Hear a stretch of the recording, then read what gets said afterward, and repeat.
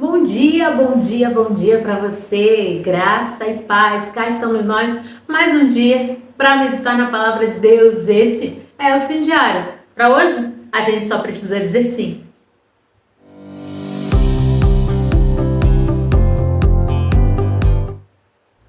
Hoje, mais uma vez, nós vamos falar sobre José. Já expliquei para você como é que funciona o Sim Diário. Ele está sendo baseado nesta Bíblia aqui, que é a Bíblia Todo Dia ou Bíblia 365 em alguns lugares, em algumas versões, mas essa Bíblia é dividida diferente. Então, nesse mês de janeiro, a gente falou mais de Gênesis, Mateus e Salmos. E aí, a partir de fevereiro, março, a gente vai caminhando ao longo da Bíblia, né? No Antigo Testamento, Novo Testamento, Salmos. Antigo, Novo, Salmos. E assim a gente vai até o final do ano. Sabe-se Deus o que tem preparado para o próximo ano, né? Mas hoje eu quero ler com você Gênesis 50. Já estamos ali no finalzinho, né? De Gênesis, falando da história de José, o reencontro de José com seus parentes, né, seus irmãos, seu pai. E aí a gente vai ler Gênesis 50, do 19 ao 21. Diz assim a palavra, ó. José respondeu: não é preciso ter medo. Por acaso estou no lugar de Deus? Será que vocês não percebem que planejaram o mal contra mim, mas Deus transformou o mal em bem? Como podem ver aqui e agora, salvando a vida de muita gente, acalmem-se, não há o que temer. Vou cuidar de vocês e de seus filhos. Com essas palavras carinhosas, ele os tranquilizou. Glória a Deus por essa palavra. José, já falei para você que eu amo José. José tem um testemunho maravilhoso, a vida de José me inspira. E nesse contexto aqui, ele já contou aos irmãos quem ele era, né? Estava tendo um tempo de fome naquele lugar, na terra, se não me engano era Canaã, agora não me lembro, onde Jacó morava, né, com o pessoal e tudo mais. E aí eles vão até o Egito, onde José já é Zafenate Paneia, já é o governador do Egito. E quando eles chegam procurando comida, quem os recebe? José.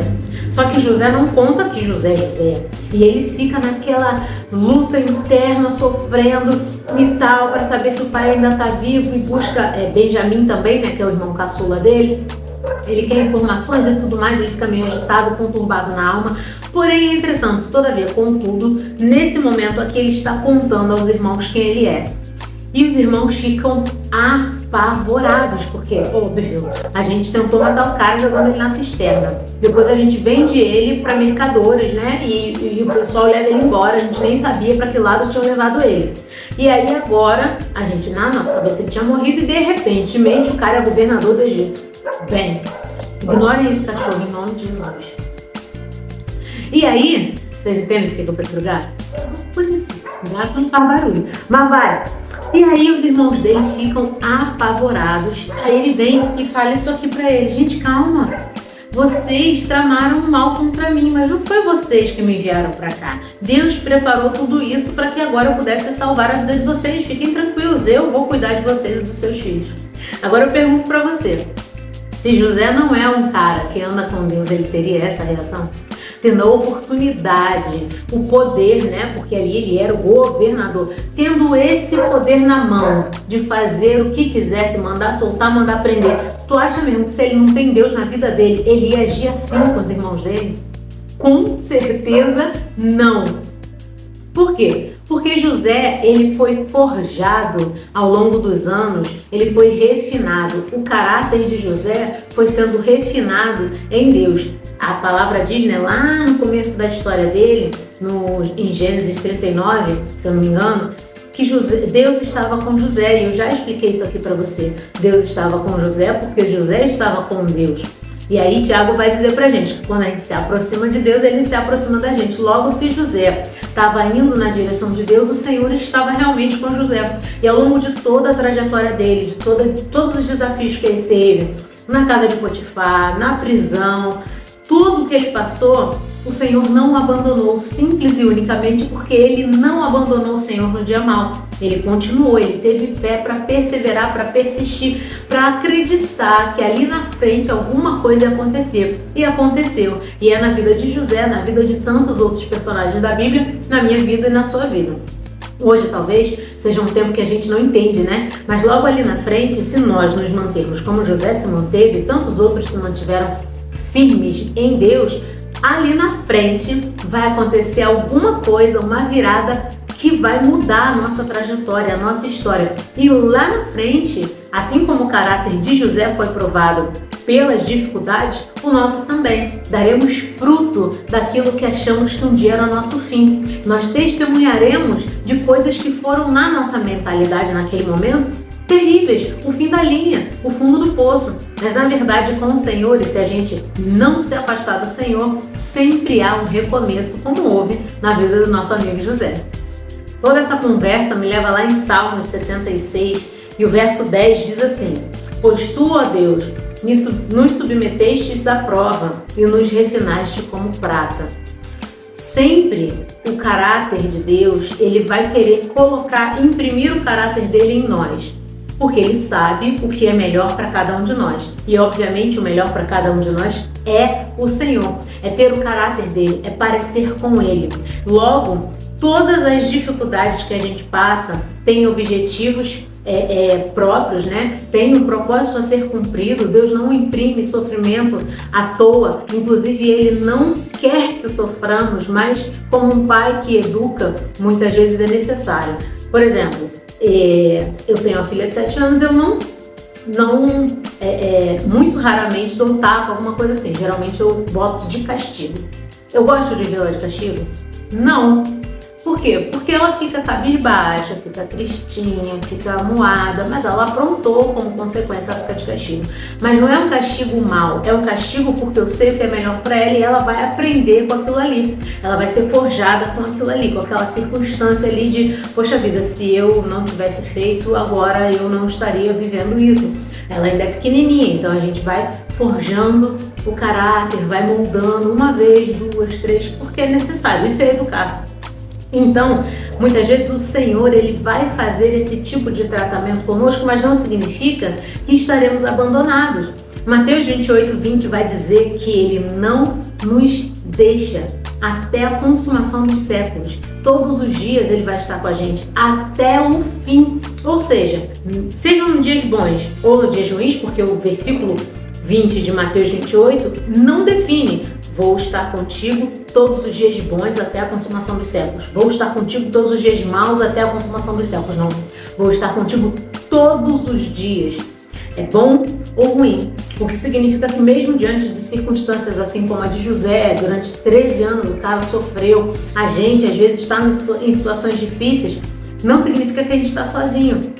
Mas o nosso caráter está sendo aprimorado pela proximidade dele, porque a gente não o abandona. Sacou?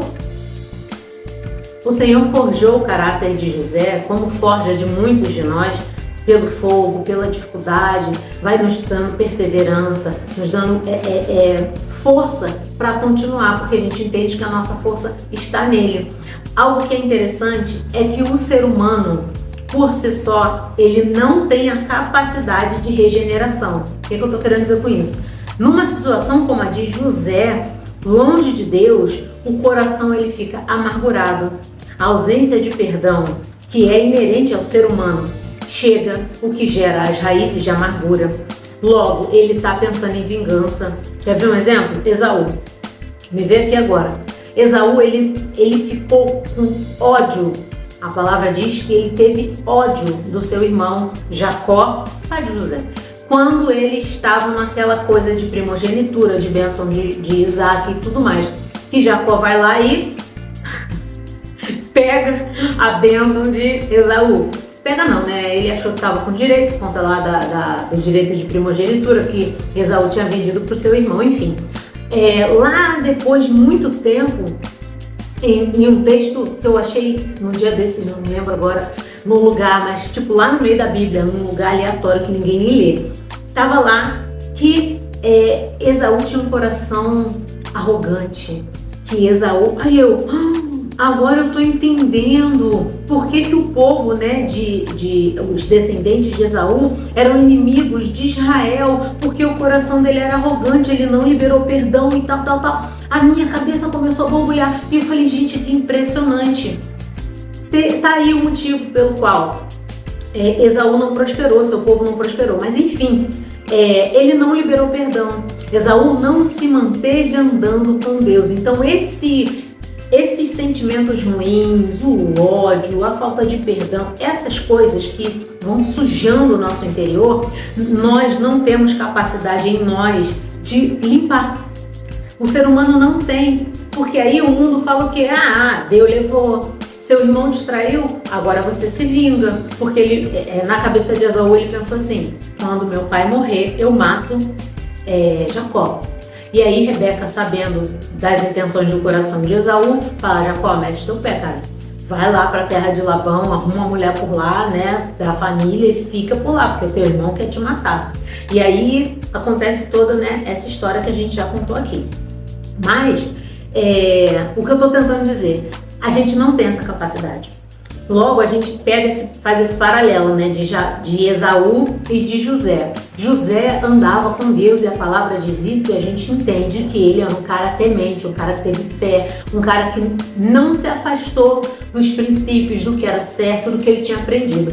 Ao passo que Esaú não deu oportunidade para o Senhor limpar o coração dele. Logo, o povo descendente dele foi inimigo do povo de Israel. Então, olha que interessante, né? São os edonitas. Eles são inimigos do povo de Israel por conta de um coração que não estava perto do Senhor. O convite para hoje é que todos nós, mesmo no tempo da dificuldade, a gente não largue Deus. Ele não vai nos deixar, nem nos abandonar. A própria palavra nos garante isso. Agora, nós não podemos sair de perto dele, porque caso contrário, as dificuldades vão amargurar a gente, sujar o nosso coração, fazer com que a gente se torne arrogante, sabe? Sem perspectiva de melhora. Nos tornamos pessoas ruins, pessoas amargas, pessoas que não têm um caráter transformado porque não deixam, porque não querem, simplesmente porque se afastam da única fonte de restauração, que é o Senhor Jesus. Então, para hoje eu preciso que você entenda que em Deus nós não somos apenas reformados, mas nós damos a oportunidade de Deus nos fazer renascer em uma nova criação. Depois de todos os problemas que a gente acha que é o fim, Ele tem um plano de nos refazer, não apenas de nos reconstruir ou reformar, mas de derrubar, fazer tudo de novo. Também quero muito que você entenda que nós não somos definidos pelas nossas dificuldades, mas o que elas produzem em nós, sim. As fornalhas da vida, assim como o ouro e a prata que são depurados no fogo, fazem com que a gente tenha um caráter puro, fazem com que a gente amadureça espiritualmente, fazem com que a gente tenha um coração ensinável, um coração puro como o coração de Deus. Por quê? Para ser auxílio para outras pessoas futuramente, como foi no caso de José. E por último, mas não menos importante, eu não posso te deixar esquecer que toda luta tem seu fim. E quando elas chegarem ao fim, nós seremos testemunhos do poder transformador do Senhor, que sempre vai ter o poder, como fez na vida de José, de transformar maldição em bênção. Senhor, obrigado por mais um dia, mais uma oportunidade que nós temos, Senhor, de glorificar e exaltar o Teu nome, mais uma chance que o Senhor nos dá de aprender acerca da Tua palavra e daquilo que o Senhor tem preparado para cada um de nós. Obrigado. No nome santo, poderoso, lindo e doce de Jesus, eu oro, clamando para que o Teu Espírito ilumine a nossa mente, para que nós possamos entender tudo o que o Senhor quis tratar conosco nesse dia. E o principal disso tudo é que nós nunca devemos nos afastar de Ti, independente das dificuldades, porque sim, o Senhor tem a capacidade de forjar o nosso caráter, de nos aprimorar, de nos amadurecer e nunca, nunca nos abandonar. Muito obrigado pelo Teu auxílio sempre perto. Obrigada, Senhor, pela Tua mão estendida quando a gente acha que é o fim, mas tendo em mente hoje, aprendendo hoje, também na Tua palavra e com a vida de José, de que o Senhor sempre transforma a maldição em bênção. Aquilo que parece ser um fim para nós, para o Senhor é uma oportunidade de recomeçar, de começar do zero. Muito obrigada por essa convicção no dia de hoje. Peço que o Senhor nos guarde pelo caminho, nos livre de todo e qualquer mal, nos abençoe com a Tua presença e nos ajude a sermos aquilo que o Senhor já tem preparado para cada um de nós. Que a nossa humanidade não atrase os Teus projetos ao nosso respeito. No nome santo, poderoso, lindo e doce de Jesus, eu oro e agradeço. Amém e amém. Mas se hoje for muito difícil, tudo bem? Amanhã a gente diz sim de novo. Fiquem com Deus e até o próximo vídeo. Tchau, tchau!